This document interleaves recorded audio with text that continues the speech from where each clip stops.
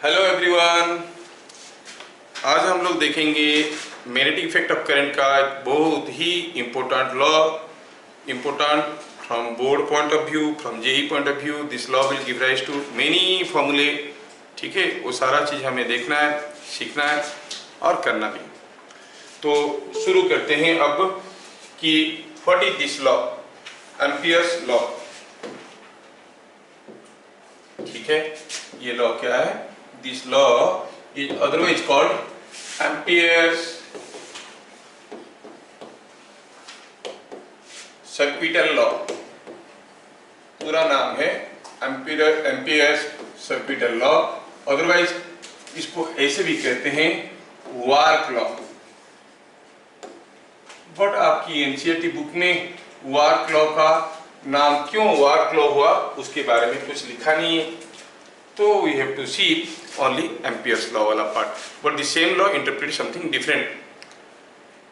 आप जानते हो कि magnetic field being a non-conservative field, work done in moving unit north pole throughout any closed loop is not equal to 0।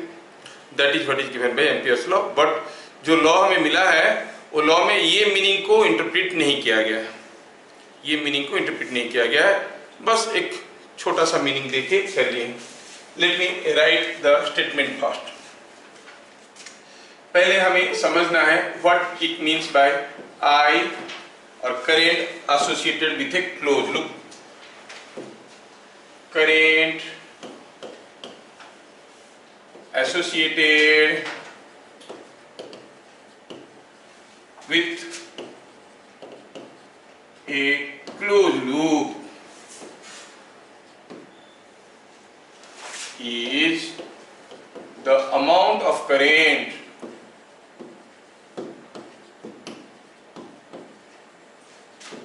passing through it, amount of current passing through it, जैसे हम लोग electrostatics में Gauss law पढ़े थे ना, ये भी एक सिमिलर लॉ है for magnetic effect of current. Similar है मतलब गॉस लॉ से इसका कोई तालमेल नहीं है, टोटली अलग है। But there we are talking about flux associated with a close surface, here we talk about current associated with a closed loop. अगर हम कहेंगे कि यहाँ पे कोई एक करंट कैरिंग कंडक्टर है जिसमें करंट आई जा रहा है, कंडक्टर इनवर्ड करंट ले रहा है। आई consider A close loop of any shape, ऐसा शेप का ये क्लोज लूप है। लूप मीन्स ए टू डायमेंशनल फिगर, ठीक है, क्लोज लूप है, it's not a surface, loop है। तो what is the current associated with this loop? अगर यहाँ पे करंट I0 जा रहा है तो हम कहेंगे इस लूप के अंदर से कितना करंट जा रहा है, यू से I0। थ्रू डिफरेंट एग्जांपल्स मैं दिखाना चाहता हूँ आपको। Supposing here is a current carrying conductor carrying a current I1 in the inward direction and here is another current carrying conductor carrying current I2 in the outward direction. ठीक है, मैं कोई एक क्लोज लूप ले लिया तो क्या देख रहा हूँ, what is the current associated? आपको होगी कुछ अंदर जा रहा है कुछ बाहर आ रहा है। What is the net flux net current associated with this close loop? I1 minus I2। Supposing हम कहेंगे हियर इज ए बैटरी, ठीक है, और हम कहेंगे कि ये बैटरी में सपोज हम कहेंगे यहाँ पर कोई एक रेजिस्टेंस लगा है और एक तो भी रेजिस्टेंस यहाँ पे लगा है, ये R2 है, ये R1 है, इधर से I करंट जा रहा है, इधर से I1 करंट जा रहा है, इधर से I2 करंट जा रहा है। Obviously I is equal to I1 plus I2। मैं अगर यहाँ पे कोई एक क्लोज लूप इमेजिन करता हूँ ऐसा शेप का, तो मैं क्या देख रहा हूँ, इसमें करंट I ऊपर जा रहा है और I1 नीचे जा रहा है। तो current associated with this close loop कितना हो जाएगा? I minus I1। अगर मैं ऐसा एक क्लोज लूप ले लेता हूँ तो I1 भी अंदर जा रहा है, I2 भी अंदर जा रहा है, current associated will be I1 plus I2। यहाँ पर क्या हुआ था? I minus I1। क्या सबको समझ में आ रहा है? ठीक है, अगर ये समझ में आ रहा है तो मैं आगे बढ़ता हूँ बताने के लिए what is this law. Point number 2 में देखेंगे लॉ का स्टेटमेंट लिखेंगे as it is written in your NCERT. ठीक है, तो क्या लिखा है, कभी कभार ऐसा तकलीफ होता है एनसीईआरटी वाले चीजों को थोड़ा ढंग से प्रेजेंट नहीं कर पाते हैं, बड़ी दुख की बात है। आप एनसीईआरटी में देखो, what you mean by uniform acceleration motion, they will say if a body undergoes equal change in velocity in equal interval of time, then it is said to be in uniform acceleration motion.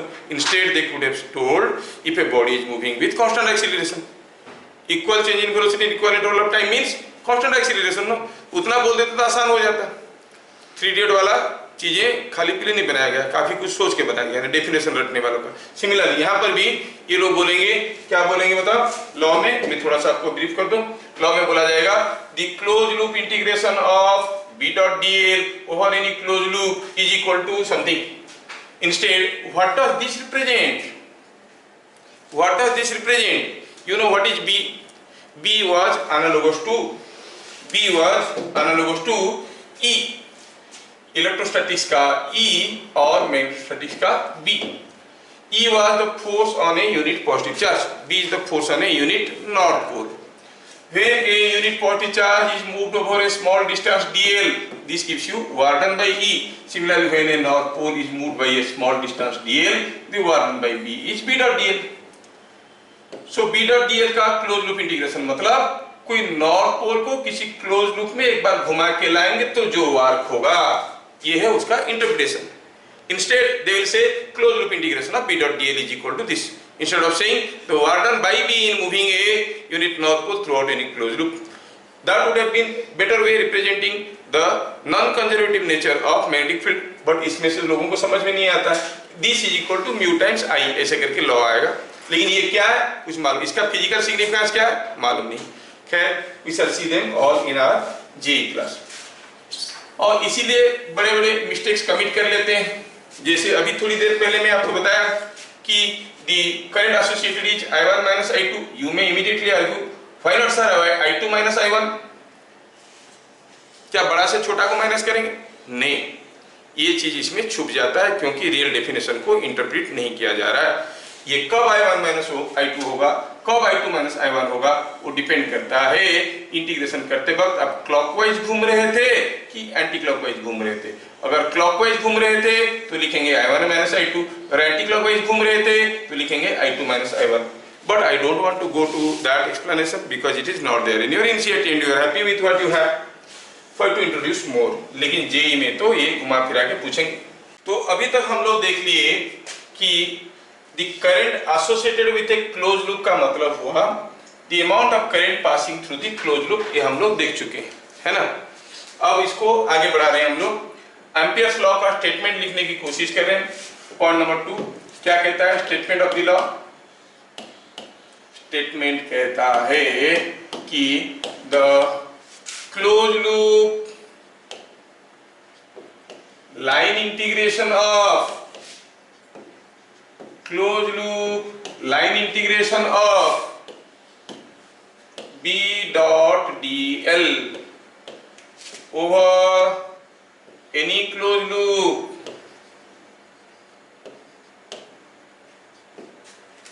is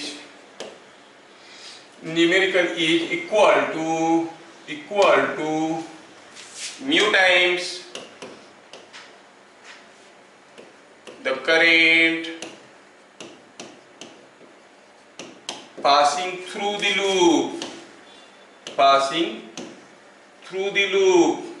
ध्यान रहे I am talking about current passing through the loop, not the current in the loop, ठीक है।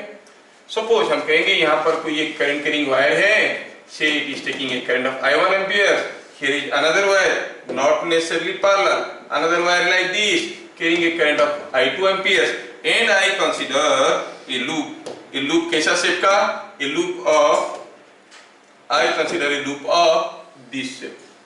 अगर हम b dot dl जो vector का है close loop integration निकालेंगे इस लूप में तो क्या होगा, it is mu times the current passing through the loop. तो लॉ को अगर हम लोग समझने की कोशिश करेंगे, इसमें तो हमें क्या दिखेगा, will say by the law क्या लिखेंगे हम लोग यहाँ पर। सपोज ये क्लोज लूप कोई एक कर्व है, it may be a circle, may be ellipse, कुछ भी हो सकता है। से नाम है उसका सी, मतलब ये function of X and Y C. तो क्या कहता है लॉ? लॉ कहता है कि बी डॉट डीएल का close loop integration, close loop integration ये जो पार्ट है ना, इसको रिप्रेजेंट करने के लिए we give an mark like this, that means close loop integration is equal to mu times current passing through the path, I is current through, not the path, current through the loop, current through the loop। ठीक है, ठीक है। तो B dot D L का close loop integration हो गया current through the loop, ये हो गया एम्पियर्स लॉ। ये एम्पियर्स लॉ का एक लिमिटेशन है। क्या लिमिटेशन है? लिमिटेशन ये है कि it is applicable for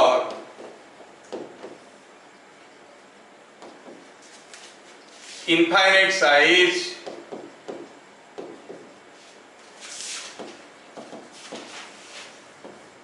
current carrying conductors, infinite size current carrying conductors। अब इनफाइनाइट साइज मतलब सचमुच बहुत बड़ा होना चाहिए क्या? नहीं नहीं, the size of the conductor, the length of the current carrying conductor must be much larger than the size of the loop, loop से काफी बड़ा होना चाहिए। मान लो ये जो करंट कैरिंग कंडक्टर है, इसके लिए भी हम एम्पियर्स लूप लगा सकते हैं if I consider a small loop। Are you getting? Infinite size current carrying conductor का मतलब हुआ length of the conductor must be very large. अब इसके लिए ये छोटा सा कंडक्टर है, मान लो इसका लेंथ 20 सेंटीमीटर है, इसमें एम्पियर्स लूप लगाएंगे, ये एम्पियर्स लॉ लगाएंगे, काम में नहीं लगेगा। बट देन सपोज ये वायर से 100 मीटर लंबा है और आप इसमें लगाओगे तो एम्पियर्स लॉ लगेगा। समझ में आ रहा है? It's not a universal law, it's a law is having its own limitation. ठीक है, सो मैंने इसे इनफाइनाइट साइज करंट कंडक्टर, इसका मतलब नहीं है कि बहुत बड़ा करंट कंडक्टर होना चाहिए, लूप का size must be very small. This part is not highlighted nor explained in your book. Okay, अब देखेंगे आगे पॉइंट नंबर 4, ये लूप को, ये लॉ को कैसे यूज करेंगे। आप पूछ सकते हो कि सर यहाँ पे जो आई है, आई का वैल्यू क्या लेंगे? I1 बाहर आ रहा था, I2 अंदर जा रहा था, तो आपको हो गया I1 माइनस I2, है ना। Suppose I take another example, मैं और एक एग्जाम्पल ले रहा हूं। सपोज हियर इज, आई से here is a circular loop of n turns, इसमें आई करंट घुस रहा है, आई करंट निकल रहा है, और इसमें n टर्न से suppose I consider a loop like this, that means what is the current passing? Each turn is taking a current of I amperes। तो along this path अगर आप लिखोगे B dot dl का closed loop integration along this closed loop C is equal to क्या है? It is equal to n times I is the current passing through the loop and mu times, it is mu times Ni। If there are n turns, each turn is carrying a current of I amperes, it is mu times Ni। ये आपको समझ में आना चाहिए। Is that clear?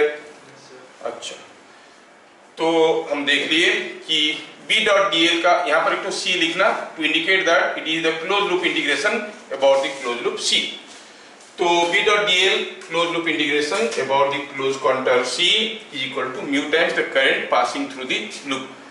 ठीक है, ये चीज भी हमें समझ में आ गया।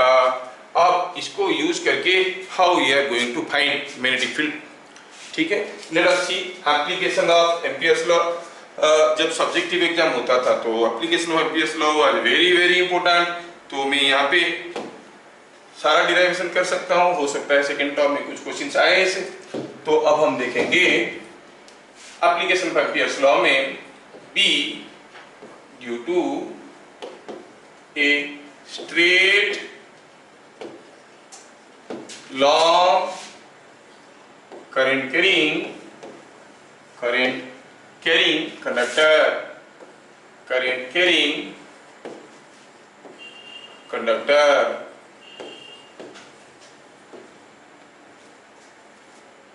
B due to a straight long current carrying conductor ध्यान से देखो, प्रोसेस इज वेरी सिंपल। ऐसे 3-4 केस आएगा स्ट्रेट कंडक्टर के लिए, थिन कंडक्टर के लिए, एक थिक कंडक्टर के लिए, एक सोलेनॉइड के लिए, एक टॉरॉइड के लिए, ठीक है। और डायरेक्ट क्वेश्चंस आते हैं जेई में, तो टॉरॉइड का डायरेक्ट फॉर्मूला ही पूछ लिया था जेई मेन में 2-3 साल पहले। But things are very simple, derivation is very simple. जैसे गॉस लॉ पे आप लोग कर रहे थे, कोई भी एक पॉइंट में आपको अगर एक इलेक्ट्रिक फील्ड चाहिए, you consider a closed surface, ऐसा कंसीडर करो कि हर जगह से फ्लक्स सिमेट्रिकली बाहर निकल रहा है, then flux per unit area करके निकाल देते थे इलेक्ट्रिक फील्ड। फ्लक्स कैसे निकलता था, उसके अंदर कितने चार्ज है, Q by epsilon. Exactly that way we want to proceed now. Here is a straight conductor. Let me explain कि here is a straight conductor carrying some current of I amperes. Okay. तो मुझे इसके चलते magnetic field पता करना है, कहाँ पे, एट एनी डिस्टेंस r।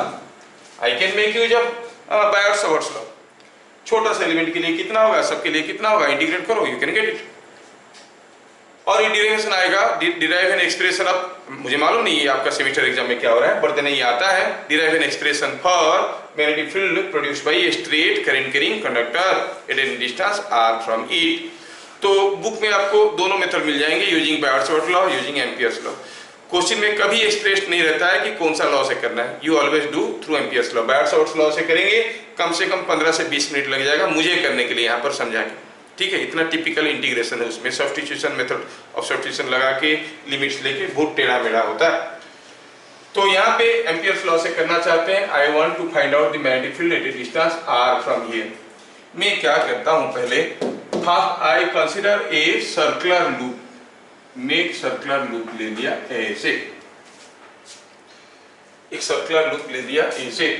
तो यहां से मुझे B.dl का इंटीग्रेशन निकालना है।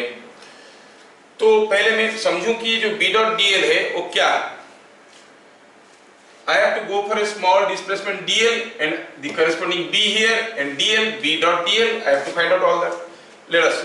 Let us proceed like this. Let us consider, मैं धीरे धीरे जा रहा हूं ताकि आपको पूरा समझ में आए।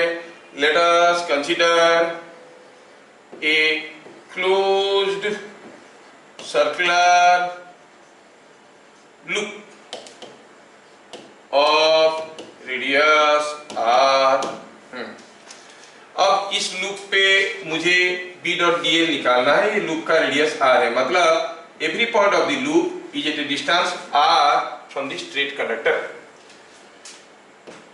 At any point on this loop,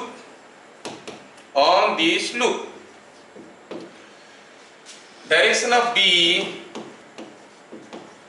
due to straight conductor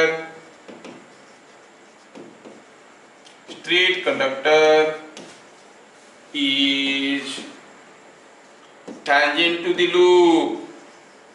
ये क्या लिखे सर, अरे आप जानते हो tangent to the loop, समझा देता हूं क्या है। बोल रहा है कि ये कोई एक करंट कैरिंग वायर है, उसके चारों तरफ हम एक लूप इमेजिन किए, ये सर्कुलर लूप है। आप जानते हो यहाँ पे मैग्नेटिक फील्ड कैसे होगा, बायोट-सावर्ट्स लॉ है ना, lines of flux or magnetic field is like this. यहाँ पे मैग्नेटिक फील्ड ऐसा है, यहाँ पे ऐसा है, यहाँ पे ऐसा है, मतलब किसी भी पॉइंट पे लेंगे हम मैग्नेटिक फील्ड निकालने की कोशिश करेंगे किसी भी पॉइंट में। तो मैग्नेटिक फील्ड मिलेगा तो कैसे मिलेगा, ऐसे, at any point P on the loop the magnetic field is tangent to the loop। Well, now I want to go for a small displacement dl। हाँ, अब सोचो तो B.dl क्या होगा। For any small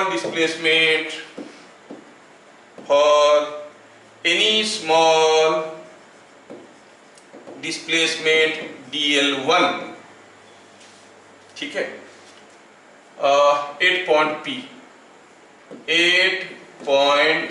P,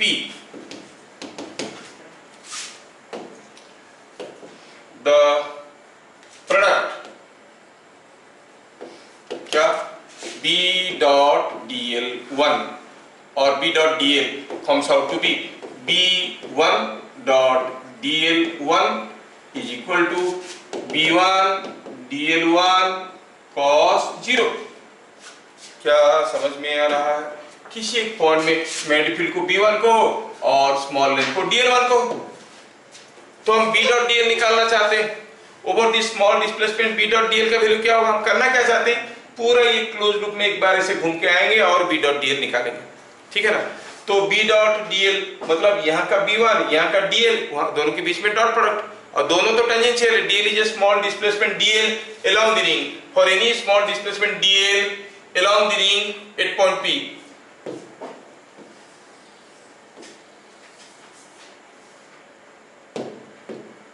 along loop at point P आप क्या देखोगे? Next page में गया, नेक्स्ट पेज में गया, ठीक है। क्या देखोगे आप? the product B dot dl is equal to B1 dot dl1 that is equal to B1 d1 cos B1 dl1 cos 0 1 होता है, सबको मालूम है। 10 अगर हम निकालना चाहेंगे B dot dl का close loop integration over the entire loop, तो ये क्या हो जाएगा? This will be coming out to be B1 dot dl1, फिर आगे चलो B2 डॉट dl2, ऐसे सारे छोटे छोटे सेक्शन के लिए निकालेंगे और जोड़ेंगे, है कि नहीं? अच्छा, सिमेट्री से पता चल रहा है कि ये जो लूप है, लूप का हर एक पॉइंट करंट कैरिंग कंडक्टर से बराबर डिस्टेंस में है ना। लूप का हर एक पॉइंट बराबर डिस्टेंस पे है, तो हम क्या कहेंगे? कहेंगे as every point on loop is equidistant from the straight conductor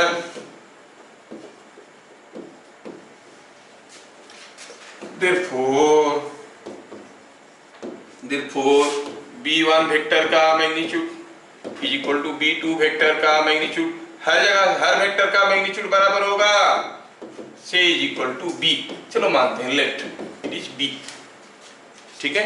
हर जगह ये बराबर मैग्नीट्यूड का होगा क्योंकि हर एक पॉइंट यहाँ का बराबर डिस्टेंस पे, तो यहाँ पर मैग्नीट्यूड बराबर नहीं है, directions are different but their magnitudes are same because every point is at same distance. So B1 B2 B3 B4 सबका मैग्नीट्यूड बराबर है। अगर ये बात है, आगे बढ़ते हैं, तो ये इक्वेशन क्या बन जाएगा? सो आप कहोगे B डॉट dl का close loop integration is equal to B1 dot dl1 मतलब B1 का magnitude into dl1 cos 0, B dl2 cos 0, B dl3 cos 0 and so on. ज्यादा लंबा मत लिखना, ज्यादा मार्क मिलेगा सोच के, थोड़ा सा लिख के छोड़ देना। तो ये B निकल गया बाहर, dl1 plus dl2 plus dl3। बताओ ये जो dl है it's a small length, it is a small length. What was dl? It's a small displacement, but when I am finding B dot dl, B1 dot dl1, dl1 is a small displacement, but B1 dot dl1 जब करेंगे B1 का magnitude into dl1 का magnitude, dl1 का magnitude is a small length, if it is a small length तो आप क्या कहोगे? ये सारे छोटे छोटे लेंथ को जोड़ोगे तो कितना होगा मेरे भैया? सारे छोटे छोटे लेंथ को जोड़ेंगे तो ये हो जाएगा 2 पाई r, है कि नहीं? So it comes out to be equal to B into 2 pi r। अच्छा, हमें क्या निकालने के लिए दिया गया? हम क्या निकाल रहे हैं? हमको दिया गया है निकालने के लिए B due to a straight conductor due to a long current carrying conductor, ठीक है। कहां पे? r डिस्टेंस पे, ठीक है। अब यहाँ पे हम एम्पियर्स लॉ यूज करने की कोशिश करेंगे। By here current passing through the loop, current passing through the loop कितना है? Passing through the loop is equal to current passing through the loop क्या होगा? Is equal to I. दिया गया है क्वेश्चन में, हम लोग लूप लिए हैं, उसके चारों तरफ लिए हैं। Current passing through the loop is I N, the current passing through the loop is I, ये हमें मालूम है, इज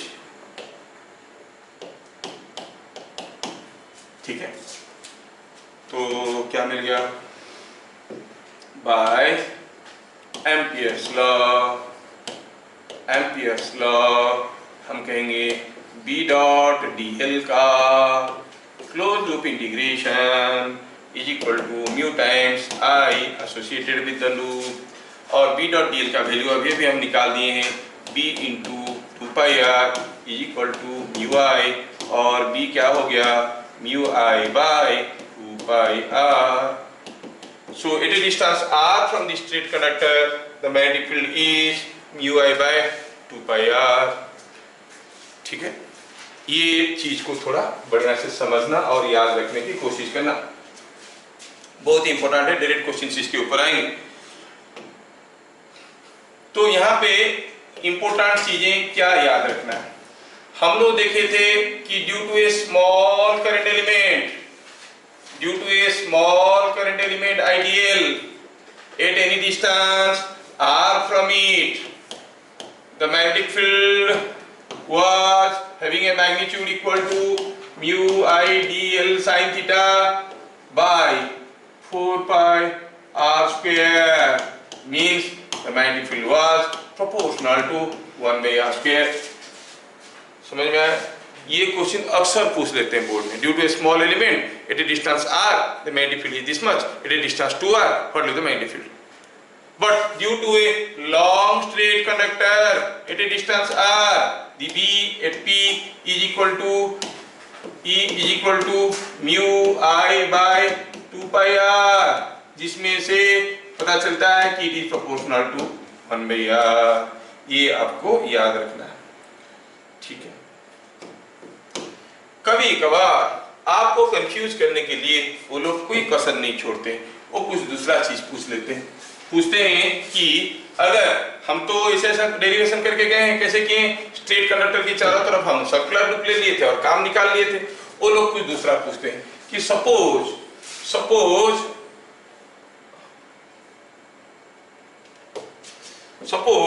पूछा गया। दूसरा इंपॉर्टेंट ये है कि अगर हम कहेंगे कि यहाँ पे कोई एक करंट कैरिंग कंडक्टर है and now I consider A rectangular loop around it, ऐसा शेप का, ठीक है, रेक्टेंगुलर लूप अराउंड इट। अगर ये लूप का नाम है C1 तो हम कहेंगे क्या है, अगर कभी कभार ऐसे पूछ लेते हैं कि what is the value of B dot DL close loop integration over this conductor, आप ये मत सोचना कि सर्कुलर लूप होने से म्यू इंटू आई होता है, रेक्टेंगुलर लूप होगा तो क्या होगा।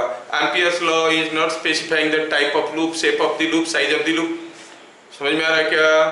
तो इसका मतलब आप छोटा सा सर्कुलर लूप ले लो, इसमें यू कंसीडर ए छोटा सा सर्कुलर लूप ले लो, find B dot DL close loop integration on this, और बड़ा सा सर्कुलर लूप ले लो, ये कहीं कंडक्टर को बीच में रखो, साइड में रखो, कहीं भी रखो, तो हर एक केस में इसका वैल्यू क्या हो जाएगा, mu into I. It is independent of size of the loop, shape of the loop, it only depends on the amount of current passing through the loop. समझ में आया क्या?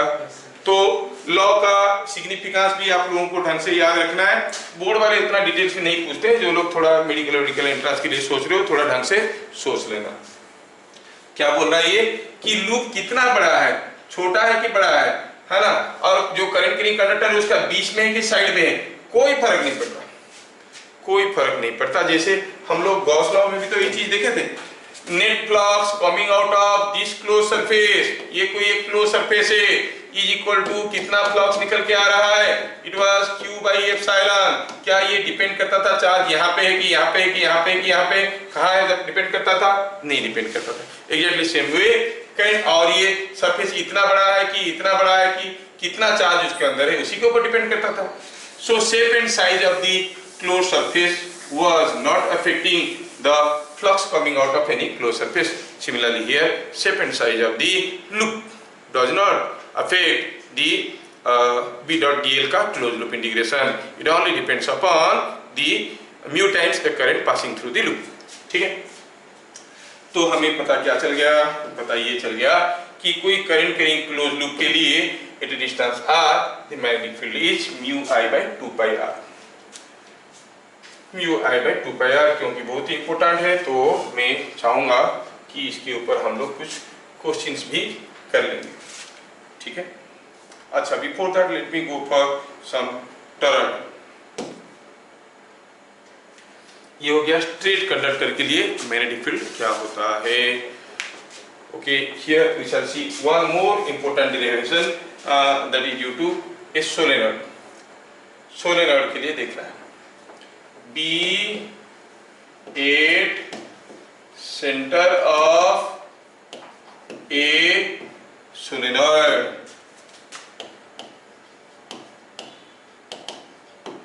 B at the centre of a solenoid, ये हमें समझना है, निकालना है। पहले हमें समझ में तो आए कि सोलेनॉइड क्या है। सोलेनॉइड मतलब कि कोई एक कॉइल है, सपोज ऐसे here is a iron core, और इस आयरन कोर के ऊपर आपने क्या किया कि यहाँ पर कॉइल ऐसे ऑन की है, ये ऐसे गया, ठीक है। Now A coil is on on this, तो आप इसको कहोगे सोलेनॉइड, ठीक है। I hope you understand the figure. और ये ऐसा ऐसा कॉइल करके गया है, उसके ऊपर से there are so many turns on the coil, and now finally the coil is coming out here carrying some current. You allow a current to pass through this. This is a solenoid which is otherwise called an electromagnet, ठीक है ना। ये simple सा electromagnet, ये क्या है, ये में भी आयरन कोर है, फेरोमैग्नेटिक कोर यूजुअली दिया जाता है। कभी कभार अगर मोटा वायर है बाय इट्स ओन उसको पॉइंट कर देते हैं, तो ये स्ट्रॉन्ग होने के कारण ये ऐसा कॉइल स्प्रिंग लाइक बन जाता है। This is what is a solenoid. तो ये सोलेनॉइड वाली चीजों को थोड़ा प्रैक्टिकली रियलाइज करने के लिए मैं आपके सामने एक सोलेनॉइड लाया हूँ। देखो, ये एक कोर है जिसके ऊपर एक वायर ऑन किया गया, मतलब एक वायर ऐसे गया, ऐसे गया, ऐसे गया, ऐसे गया, ऐसे ऐसे करते करते करते इधर से निकला होगा, इधर से गया। अगर इसमें करंट ऐसे जा रहा है तो घूम के करंट इसमें ऐसे ही जाएगा। हर एक में करंट सेम डायरेक्शन में है, आपको दिख रहा है, दिख रहा है कि नहीं दिख रहा है? यस। अब देखो, अब मुझे इसके चलते जो मैग्नेटिक फील्ड बनेगा, पहले इस मैग्नेटिक फील्ड के बारे में जानना है। Before I go for calculation of magnetic field, कैसा है मैग्नेटिक फील्ड। स्ट्रेट वायर के लिए मालूम था, बाय शॉर्ट लॉ लगा के कर दिए। अब इसके लिए सोचना है। सोचो ये जो लूप है, सिर्फ ये वाला लूप के लिए अगर हमें मैग्नेटिक फील्ड देखना है तो कैसा मैग्नेटिक फील्ड बनेगा। ध्यान से देखो, यहाँ पर करंट नीचे की तरफ जा रहा है। If I close my right hand fist, thumb indicating the direction of current, fingers are coming out like this, मतलब यहाँ से फ्लक्स निकल के आ रहा है और यहाँ पे घुस रहा है। क्या ये बात समझ में आ रहा है? The flux is coming out, the magnetic field here is in the outward direction. इसके लिए for the next turn यहाँ से निकल के आ रहा है और यहाँ पे घुस रहा है, मतलब यहाँ पे जो मैग्नेटिक फील्ड होगा इस सेकेंड टर्न के लिए वो अंदर की तरफ होगा, फर्स्ट टर्न के लिए बाहर की तरफ होगा। So what is the net magnetic field here? Then is coming out to be 0. अगर ये दोनों टर्न का कंबाइंड इफेक्ट देखने की कोशिश करेंगे तो लगेगा कि फ्लक्स यहाँ से आ रहा है और अंदर नहीं गया, अंदर तो 0 है, फिर मुड़ के आया, इधर से घुसा। समझ में आ रहा है क्या? सिमिलरली इसके लिए यहाँ से फील्ड निकल रहा था और थर्ड टर्न के लिए यहाँ से फील्ड घुस रहा था, यहाँ पे भी 0, यहाँ पे भी 0, यहाँ पे भी 0। तो as a whole it will appear as if the lines of flux are coming out from here and entering here, so it is behaving as a magnet. एक एंड से फ्लक्स निकल के आ रहे हैं, दूसरे एंड में फ्लक्स घुस रहे हैं। अच्छा, तो हम कहेंगे एक current carrying solenoid behaves as a magnet. ठीक है, समझ में आया? अब सोचो यहाँ से फ्लक्स निकल के आ रहे हैं, यहाँ पे फ्लक्स घुस रहे हैं। ध्यान से देखना, मैग्नेट के केस में फ्लक्स कहाँ से निकलते हैं? सर आप तो पढ़ाया नहीं, हम तो नहीं पढ़ाया, लेकिन आपको मालूम है कि इलेक्ट्रोस्टैटिक्स में कौन से चार्ज से फ्लक्स निकल के कौन से चार्ज पे खत्म होता था? पॉजिटिव चार्ज से निकल के नेगेटिव चार्ज पे खत्म होता था। और मैग्नेट रिजिम में पॉजिटिव चार्ज का एनालॉगस क्या है? नॉर्थ पोल की साउथ पोल? North pole. मतलब यहाँ से फ्लक्स निकल के ऐसे आ रहा है का मतलब this end is behaving as north pole, this end is behaving as south pole. और थोड़ा ध्यान से देखना, ये आपका साउथ पोल है। ये साउथ पोल को अगर आप इधर से देखोगे तो आपको क्या दिखेगा? क्लॉकवाइज करंट दिखेगा कि एंटी क्लॉकवाइज करंट दिखेगा? देखो ये है करंट, ये है करंट ऐसे। इसको अगर आपकी तरफ में मोड़ देता हूं, so when you are looking from this side, ये क्लॉकवाइज करंट दिख रहा है कि एंटी क्लॉकवाइज दिख रहा है? Clockwise. That means solenoid behaves as a magnet. उसका जो फेस में क्लॉकवाइज करंट घूम रहा है that behaves as south pole, जो फेस में एंटी क्लॉकवाइज करंट घूम रहा है that behaves as north pole. ये चीज हमें समझ में आना जरूरी है। तो इसके बाद न्यूमेरिकल को हम आगे बढ़ाएंगे। पहले हम देखेंगे सोलेनॉइड के बारे में कुछ important points. A solenoid of A current carrying solenoid, A current carrying solenoid behaves as an electromagnet।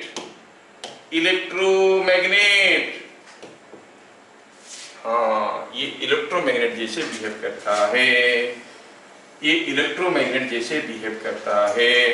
ठीक है, इलेक्ट्रोमैग्नेट तो एक नॉर्थ पोल होगा, एक साउथ पोल होगा। चलिए देखते हैं नॉर्थ पोल कैसा है, साउथ पोल कैसा है। The end carrying a clockwise current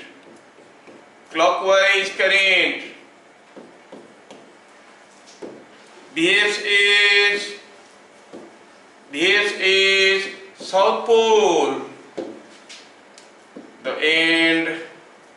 the end carrying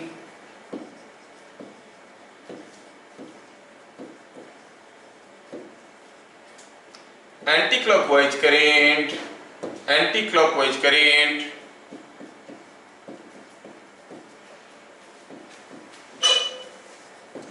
behaves as north pole। हाँ, ये समझ में आया। जो फेस में क्लॉकवाइज करंट होता है that is behaving as south pole, जो फेस में एंटी क्लॉकवाइज करंट होता है that behaves as north pole. And you people are smart enough now to predict कि ये वाला फेस कौन सा होगा। करना क्या है, आपको ऐसे देखना है क्या दिख रहा है, करंट क्लॉकवाइज घूम रहा है कि एंटी क्लॉकवाइज घूम रहा है। If you see from this side current clockwise घूम रहा है कि एंटी क्लॉकवाइज घूम रहा है, एंटी क्लॉकवाइज। देखो मैं इधर से देख रहा हूँ, ये वायर ऊपर से गया है, इधर से देख रहा हूँ तो ये एंटी क्लॉकवाइज दिख रहा है। मतलब this will be behaving as north pole, this will be behaving as south pole. समझ में आ रहा है क्या? Is it understood?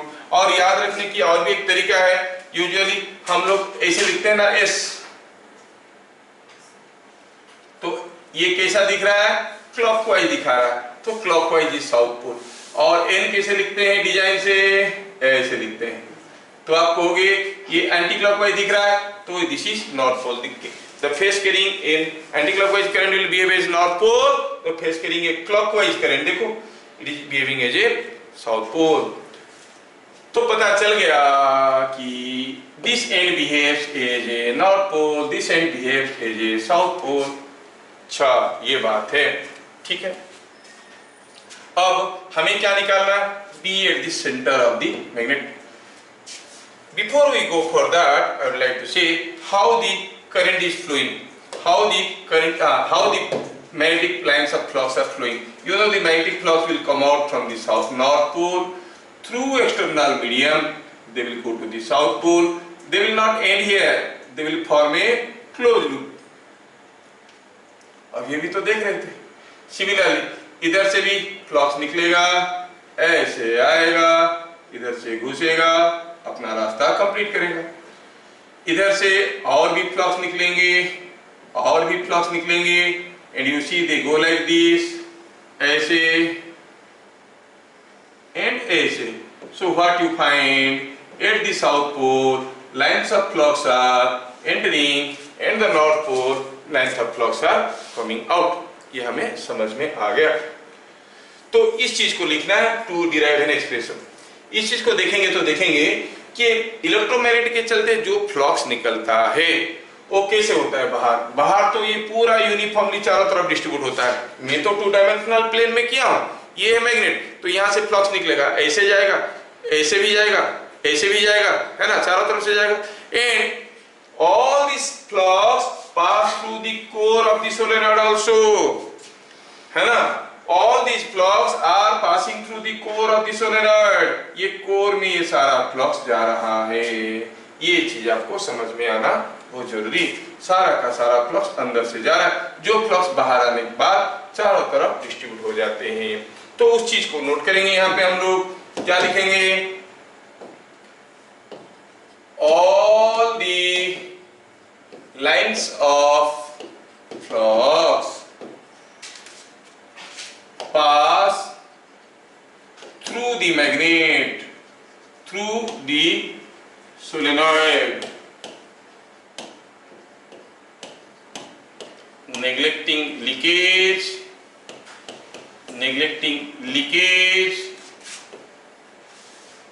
आप क्या कहोगे, दी फील्ड, जिसको हम लोग क्या कहते हैं, V is equal to flux by area.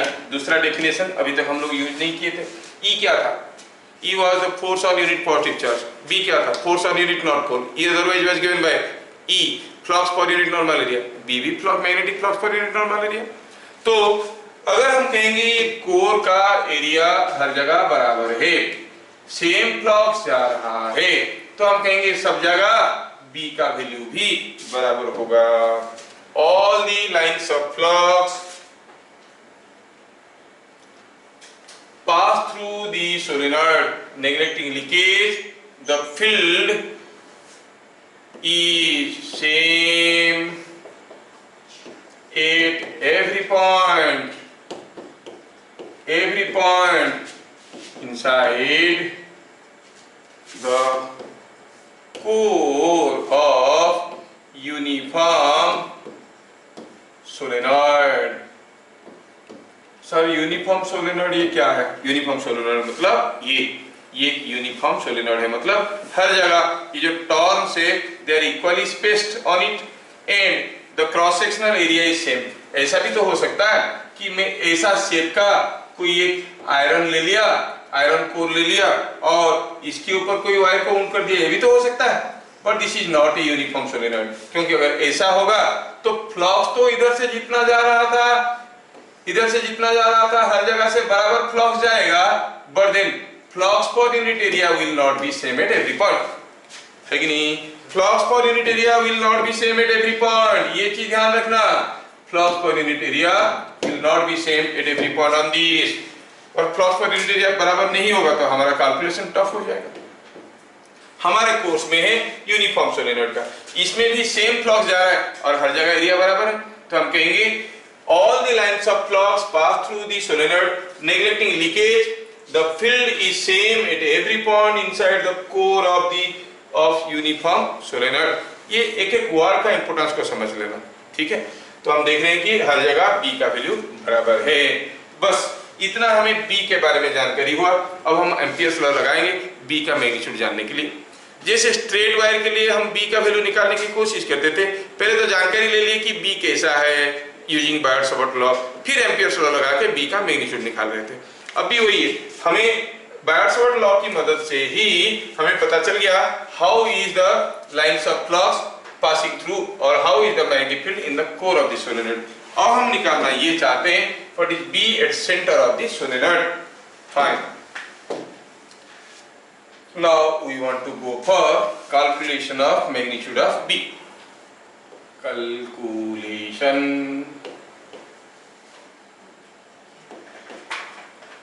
of B कहाँ पे, it's at the core, at the center of the solenoid।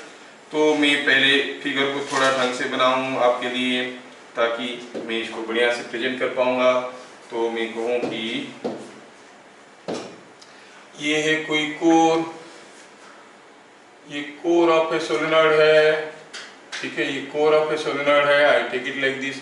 अच्छा, अब इसके ऊपर वायर्स गए हुए हैं और the wires are going like this.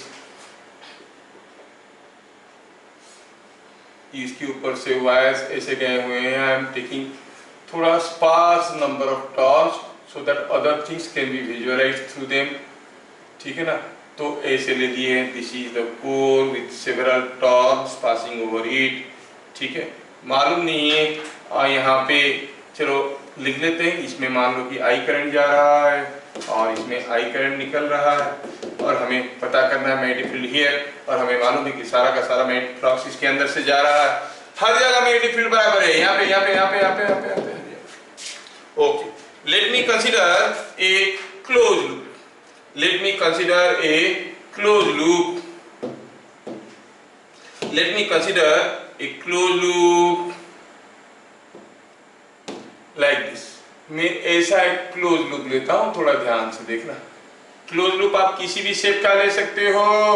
मैं ऐसा शेप का ले लिया, एक क्लोज लूप ले लिया। चलो हम मानते हैं कि यहाँ पे सपोज हम कहेंगे ये क्लोज लूप का हर एक पॉइंट को नेमिंग कर देते हैं। ये पॉइंट है ए, ये पॉइंट है बी, ये पॉइंट है सी, ये पॉइंट है डी, और चलो मानते हैं कि this length is small L, है ना, और ये कितना लंबा है, इनफाइनाइटली लॉन्ग है, ये इनफाइनाइटली लॉन्ग है, ठीक है, तो ये इन्फिनिटी तक गया, ये इनफाइनाइटली लॉन्ग है, साइड्स आर इनफाइनाइटली लॉन्ग, ठीक है। तो ABCD is a rectangular close loop. AB and CD are of side length L, BC and AD are infinitely long। Book में डेरिवेशन दिया लेकिन कुछ भी समझ में नहीं आएगा क्योंकि जो लिखा है वो भी समझा नहीं पाया, ठीक है। तो ठीक से समझो क्या हो रहा है। हमें मालूम हो गया कि यहाँ पर हर जगह B बराबर है, और चलो स्टार्ट करते हैं A से। Let N is total, let n is total number of turns और L is total length of the long solenoid।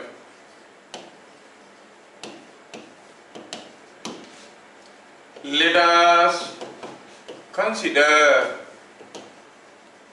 a rectangular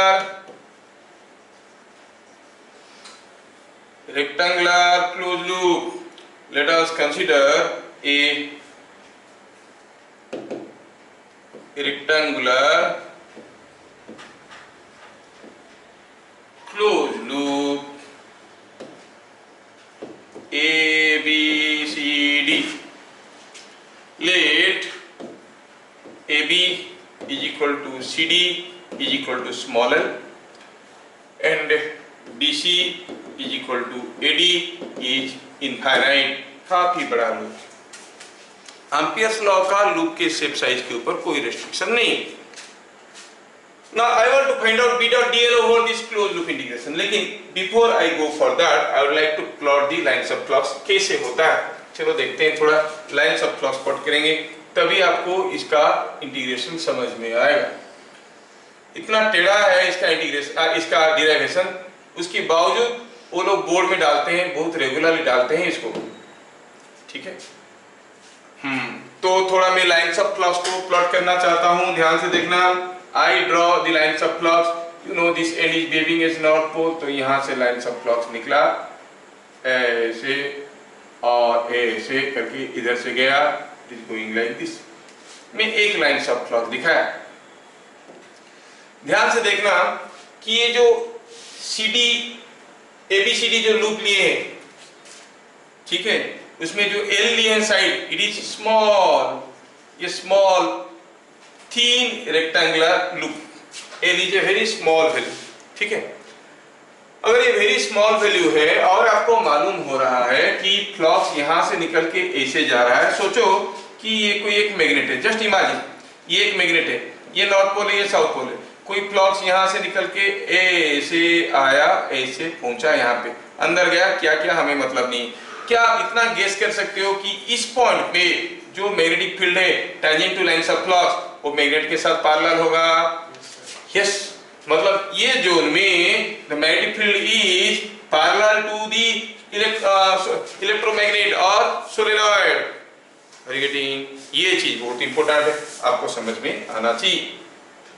अच्छा, ये अगर इंपॉर्टेंट है तो हम कहेंगे क्या लिखेंगे यहाँ पे जो मैग्नेटिक फील्ड है वो थोड़ा सा let us go for a different color to see here. Yes, यहाँ पे magnetic field is like this, यहाँ पे magnetic field is like this. ये अकेला फ्लक्स नहीं है, इसे ढेर सारे फ्लक्स जा रहे हैं, लेकिन हर एक फ्लक्स के लिए यहाँ पर magnetic field will be perpendicular to the side length of the rectangular loop, है कि नहीं? और यहाँ पे magnetic field कैसा है? magnetic field is like this, क्योंकि फ्लक्स तो इधर से घुस के ऐसे निकल रहा है। तो A to B में हमें मैग्नेटिक फील्ड का डायरेक्शन मालूम है, B to C में मैग्नेटिक फील्ड का डायरेक्शन मालूम है, D to A में मालूम है, हर जगह मालूम होगा तभी ना हम लोग B डॉट DL निकाल पाएंगे, B और DL के बीच में एंगल मालूम रहेगा तभी जाके निकाल पाएंगे। ओके, क्या लिखेंगे from figure it is clearly seen that from A to B,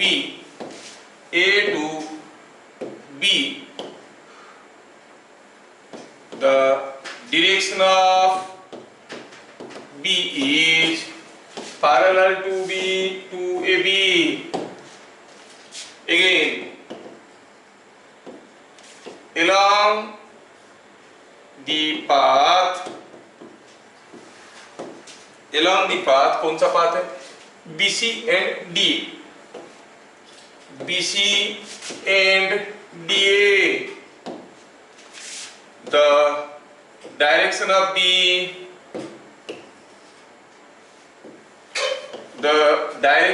B is perpendicular to the path. Moreover, हमें निकालना क्या है? B डॉट DL का close loop integration over the close loop ABCDA, ये क्लोज लूप इंटीग्रेशन मुझे निकालना है। I want to find out B dot DL का क्लोज लूप इंटीग्रेशन, बाद में इसको मैं एम्पियर्स लॉ में यूज करूंगा। ये निकालना है, मतलब B डॉट DL का क्लोज लूप इंटीग्रेशन मतलब देखो ABCDA लिखा हूं, मतलब A से शुरू होके A पे खत्म हुआ है। फाइन, इसको हम ऐसे लिख सकते हैं, क्लोज लूप को ओपन कर सकते हैं, लिख सकते हैं B डॉट DL का integration A to B, B dot DL का integration B to C, B dot DL का integration D to A, C to D, C to D, है ना, प्लस B डॉट DL का integration D to A। ये हो गया हमारा चीज। ये चार चीज निकालना चाहते हैं, एक एक करके सारा चीज देखते हैं। Look at the previous figure, B dot DL का इंटीग्रेशन A टू B क्या हो जाएगा?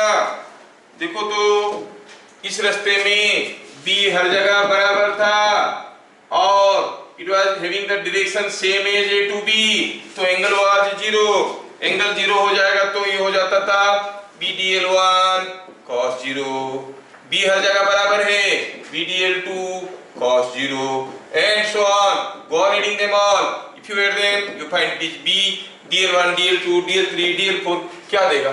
AB मतलब L, so it is coming out to be B into L। क्या ये बात सबको समझ में आया? DL1, DL2, DL3 सबको जोड़ो तो ये L होगा। हाँ, समझ में आया? अगर ये समझ में आया तो ये दोनों चीज का बता दोगे, ठीक है ना? देखो तो B dot DL integration from B to C, when you consider a small displacement DL while moving from कहाँ से कहाँ तक? B to C, B और DL के बीच में क्या एंगल है? 90 डिग्री है। तो what is B dot DL? 0। यहाँ पे कोई स्मॉल डिस्प्लेसमेंट लेंगे DL तो यहाँ पे B डॉट DL क्या होगा? 0।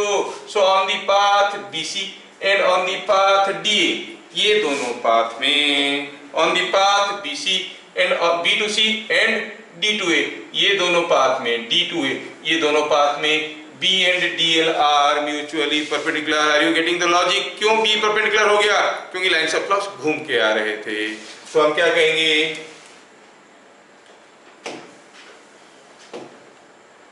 B डॉट DL का close loop integration, sorry B to C integration, and ये B डॉट DL का D to A integration are equal to 0। Why? Because on this path, ये path में क्या है? B is perpendicular to DL। हो अच्छा। ना क्या बाकी रह गया? ये 0 हो गया, ये 0 हो गया, ये 0 हो गया, ये बाकी रह गया कौन? B dot DL C to D। C to D मतलब कहाँ है भैया? C to D यहाँ पे। ओहो, कहाँ पे? ये इनफाइनाइट डिस्टेंस पे है। It is eight infinite distance, तो यहाँ पे D का वैल्यू क्या होगा? कोई भी फाइनाइट सोर्स के लिए इनफाइनाइट डिस्टेंस में इफेक्ट मिलेगा 0। इसीलिए तो हम लोग इंटेलिजेंटली ऐसे लूप लिए हैं ताकि हमें B डॉट DL का क्लोज लूप इंटीग्रेशन निकालना आ सके, है ना। और एम्पियर्स लॉ हमें ये फ्रीडम दिया है कि आप किसी भी शेप का क्लोज लूप ले लो, कोई फर्क नहीं पड़ता, किसी भी साइज का ले लो। ये जो CD है, section CD, it is eight infinite distance from the solenoid, so the magnetic field at any point on CD is 0। तो B डॉट DL का इंटीग्रेशन C to D क्या होगा? B नहीं है तो इंटीग्रेशन क्या होगा? 0। तो हम कहेंगे as section CD is at infinite distance, the magnetic field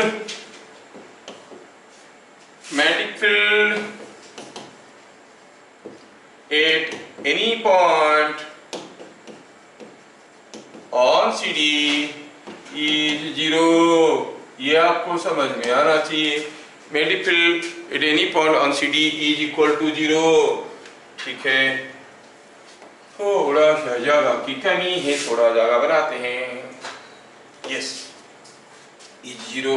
इसका मतलब हुआ B डॉट DL का integration C to D is equal to 0 because B is 0। अच्छा, तो बड़ा इंटरेस्टिंग निकला। हम लोग निकालना चाहते थे ये पूरा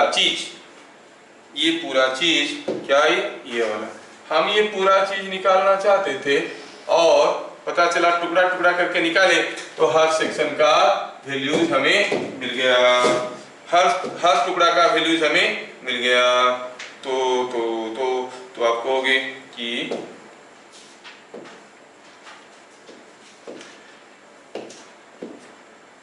हाँ, तो क्या मिल गया हमें? देखो तो यहाँ पे तो ये जो चीज था हम जो निकाल रहे थे ये क्या बन गया? यहाँ पे दिस क्वांटिटी अभी निकाले हैं। पहला वाला क्वांटिटी क्या था? It was equal to B into small l। ये क्या था? 0। दूसरा वाला 0, तीसरे वाला 0। It is same as B into small l। तो B डॉट DL का close loop integration over the loop A B C D A is coming out to be same as B into L। ये आपको सबको समझ में आना चाहिए। ये अगर समझ में आ गया तो हम यहां से एम्पियर्स लॉ लगा सकते हैं। We can apply Ampere's law now. चलिए एम्पियर्स लॉ लगाते हैं। एम्पियर्स लॉ क्या कह रहा है? कह रहा है कि the closed loop integration of B dot DL over any closed loop is equal to mu times the current passing through the loop। अच्छा, तो ठीक है, हमारा सोलेनॉइड था ये। हम क्या किए थे? ये लंबा सा सोलेनॉइड है। हाँ, ये बहुत लंबा सा सोलेनॉइड है। हम लोग क्या किए? लंबा सा सोलेनॉइड का अंदर से लिए हैं रेक्टेंगुलर लूप। सोचो ये रेक्टेंगुलर लूप का कौन सा एंड है? This is and AB। ठीक है, AB अंदर से है ना, AB अंदर से है और बाहर क्या गया? मान लो कि ये एंड है A, ये एंड है B, ये C D A, ऐसा करके रेक्टेंगुलर लूप है। तो ये रेक्टेंगुलर लूप के अंदर से कितना करंट जा रहा है बाबा? ये सारा करंट आई। अगर यहाँ पे 5 ठो टर्न है, द करंट पासिंग इज 5 हमें पता करना है कि हमारा रेक्टेंगुलर लूप के अंदर से कितने ठो टर्न करंट जा रहा है। हर एक टर्न में I करंट जा रहा है ना। हमारा रेक्टेंगुलर लूप के अंदर से कितना करंट जा रहा है हमें पता करना है। अगर 5 तो नंबर ऑफ टर्न है the current passing through the rectangular close loop, जो कि इस शेप का है, ऐसा शेप का रेक्टेंगुलर लूप है, इसके अंदर से कितना करंट जाएगा 5 पाई। कितना नंबर ऑफ टर्न है, अगर 100 है तो हम कहेंगे 100 है। So what is the number of turns passing through this. देखो हम शुरू में लिए हैं कि n is the total number of turns, l is the total length, मतलब l लेंथ की सोलेनॉइड के ऊपर n नंबर ऑफ टर्न्स थे, यूनिट लेंथ में कितने टर्न होंगे n बाई l, और हमारा ये इसका लेंथ कितना था स्मॉल l, तो कितना हो जाएगा n by l into small l। This is the number of turns. Number of turns passing through the rectangular loop is equal to number of turns per unit length into length of this width of this rectangular loop L. So this is the number of turn. Each turn is carrying a current of I amperes. Then what is the current passing? This into I. समझ में आ रहा है क्या? अगर ये चीज समझ में आया तो मैं आगे बढ़ जाऊंगा। क्या है यहाँ पे हमें समझ में आया total number of turns passing through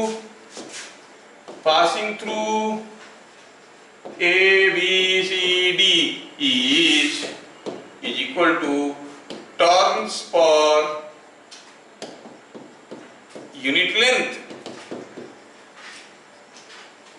multiplied to L, क्योंकि हमारा रेक्टेंगुलर लूप दिखने में कुछ ऐसे था, ये लेंथ था L, हाँ, और ये नंबर ऑफ टर्न्स ऐसे थे, है ना। कितने तो टर्न इसके अंदर से जा रहा है that depends what is the number of turns per unit length. शुरू में हम लोग एज्यूम किए थे कि there are n number of turns over L length that into small l, so this is the number of turns passing through the rectangular loop. Total number of turns passing through ABCD is n by L into small l। क्या ये चीज सबको समझ में आया? So current passing through the loop, so current passing through loop, हर एक loop में बराबर करंट जा रहा है। passing through loop कितना आ गया? It is n by L into I. Now we make use of Ampere's law. by Ampere's law क्या कहेंगे? B डॉट dl का close loop integration over the loop A B C D A is equal to mu times current passing through this I associated. Yes. क्या मिला? LHS में मिल रहा है B dot dl का close loop integration निकल गया B into L, और इधर mu into I associated. Mu into I associated is this, so it is mu into n by L into small l into I. L दोनों तरफ से गया, क्या मिल गया? B is equal to mu n I by L। कभी कभार किसी book में स्मॉल n एक टर्म लेते हैं, कहते हैं ये टर्म्स पर यूनिट लेंथ है। बुक में किसी बुक में ऐसे लिखे रहते हैं टर्म्स पर यूनिट लेंथ, मतलब n by L, और वो लोग क्या लिखते हैं? It is mu n I। समझ में आया क्या? आप म्यू स्मॉल n I लिखो या फिर mu capital N I by capital L। ध्यान रहे ये कैपिटल L है, डोंट कंफ्यूज। आगे इट इज कैपिटल L, ठीक है।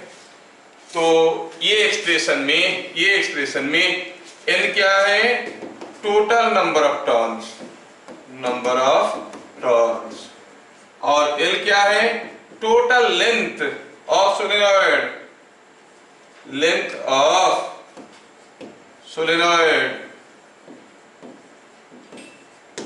ठीक है। ये बात है, total length of the solenoid. n is the total number of turns, n by L को लिख दिए small n। So what is the magnetic field in the core of a solenoid? You say it is mu Ni by L। देख लो सारा चीज मैं आपको दोबारा दिखा देता हूँ, कहाँ से शुरू किए। Let us make a recap and see। Yes, हमें बी पता करना था किसी एक सोलेनॉइड के लिए। सोलेनॉइड किसको कहते हैं? It is an electromagnet on the iron core और any ferromagnetic core a wire is wound और sometimes it is wound on the air core itself. कोई अंदर एयर रहेगा उसके ऊपर से ही उसको उसका स्ट्रेंथ अपनी ओन स्ट्रेंथ इसको कॉइल बना दिया जाता है। Now when a current passes through this behaves as a electromagnet. The end carrying a clockwise current will behave as a south pole. The end carrying an anti-clockwise current is behaving as north pole. Anti-clockwise में एक n है ना, तो north pole हो गया। Now अगर ये uniform solenoid है तो हम देख रहे हैं कि सारा का सारा फ्लक्स इसके अंदर से जाने के कारण हर जगह आपको बराबर मैग्नेटिक फील्ड मिलेगा। यहाँ पे हर जगह बराबर मैग्नेटिक फील्ड मिलेगा। बराबर magnetic field means magnetic field का magnitude as well as direction दोनों बराबर मिलेंगे। अगर ये बराबर मिल गया तो हम कहेंगे इसमें हमें मैग्नेटिक फील्ड पता करना है, तो we choose a rectangular close loop. A B C D एक रेक्टेंगुलर क्लोज लूप ले लिए। कहाँ लिए? Close to the centre. कितना बड़ा लिए? BC and AD was infinitely large. AB and CD were very small, say small l. इतना small कि ये सेंटर के आसपास रह रहे हैं। ठीक है, हाँ, तो अब लाइन्स ऑफ फ्लक्स यहाँ से निकले तो आप देखोगे यहाँ पर उनका कर्वेचर बदल रहा है। पहले ये इधर को कनकेव थे, अब ये इधर को कनकेव होने लगे, मतलब यहाँ पर कर्वेचर बदल रहा है। तो at this point the lines of flux are cutting this sides perpendicularly, means the magnetic fields are perpendicular to any small displacement on this path. Then I go for calculation of B dot dl का closed loop integration over this entire loop. यहाँ से यहाँ तक आने में हर जगह B का value बराबर था, तो वार्डन निकालना हमारे लिए आसान हो गया। वार्डन कैसे निकल गया? वार्डन हो गया B into L। यहाँ से B dot dl का वैल्यू जो निकाल ये हो गया B into L, क्योंकि हर जगह B का वैल्यू बराबर था। बट इन द रेस्ट पास ये परपेंडिकुलर होने के कारण जीरो हो गया, और ये जो CD डिस्टेंस में मैग्नेटिक फील्ड जीरो होने के कारण BDL का इंटीग्रेशन जीरो हो गया, है ना। तो ये पूरा close loop integration finally reduces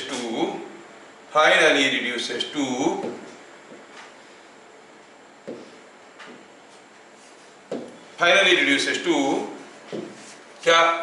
B dot BL only, ये BL बन गया। ठीक है, and by Ampere's law B dot dl का close loop integration is equal to mu times I associated what is the current passing through the close loop. ठीक है, तो जितने तो टॉर्क पास कर रहा है दैट इनटू I, कितना तो टॉर्क पास कर रहा है। If there are n number of total number of turns is n and total length is L, then the turn per unit length is n by L. So over length L कितने तो turn पास कर रहा होगा? n by L into small l, है ना। बड़ा टेढ़ा चीज, लेकिन बोर्ड में डालता है, क्या मालूम उनको क्या मजा आता है। बच्चे बिना कुछ समझे रटे हुए रहते हैं, फटाफट लिख देते हैं, क्योंकि याद रखना है 3 सरफेस में जीरो होता है। क्यों हुआ बताने की जरूरत नहीं, 0 0 0 लिख दो, टीचर भी खुश, बच्चे भी खुश, बोर्ड भी खुश। 99.3 99.8% आता है बच्चों का, बेशरम हंसते रहते हैं, बोर्ड भी देते रहते हैं। तो इसमें म्यू एसोसिएटेड क्या हो गया? इसमें I associated is I into the number of turns. So by Ampere's law this whole thing is equal to mu into I associated, which finally reduces to B is equal to mu n I by L और mu into small n into I। समझ में आया? Yes. ये है हमारा हाल। किसके लिए निकला? ये सोलेनॉइड के लिए निकला। This is for a solenoid. We have seen for a straight conductor, for a solenoid, फिर हम लोग देखेंगे due to a toroid and due to a thick conductor, दो चीज। और एम्पियर्स लॉ में और 2 डेरिवेशन बाकी रहा, दोनों डेरिवेशन, अगला 2 डेरिवेशन काफी इजी है, लेकिन एम्पियर्स लॉ के ऊपर न्यूमेरिकल्स भी बहुत सारे आते हैं। ठीक है ना। तो स्ट्रेट कंडक्टर का हो गया mu I by 2 pi r, उसको लेके बहुत सारे किस्म के क्वेश्चंस बनेंगे, we shall see them all. ठीक है, आज की सभा यहाँ पे समाप्त करते हैं, फिर मिलेंगे अगले क्लास, तब तक के लिए जय हिंद।